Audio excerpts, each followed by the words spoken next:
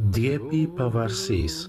Vlora është qyteti ku u shpall pavarësia e Shqipërisë më 28 nëntor të vitit 1912. Ismail Qemali ngriti për herë të parë flamurin kuqezir në balkonin e shtëpisë ku u mbajt kuvendi. Gjithashtu Vlora shërbeu si kryeqyteti i parë i shtetit të pavarur shqiptar. Është vendi ku takohen detet Adriatik dhe Jon, duke krijuar një natyrë të mrekullueshme. Historia e lashtë e Vlorës, e njohur që në lashtësi si Aulona, qyteti i dëshmon rënjët e lashta ilire të kombit, që na bëjnë të gjithëve krenar.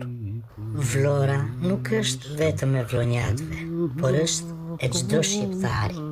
Është krenaria e kombit shqiptar. Vlora është bërë tashmë destinacioni i preferuar për qindra e mijëra turistë nga e gjithë bota. Të gjithë jemi krenar për Vlorën e shqiptarisë.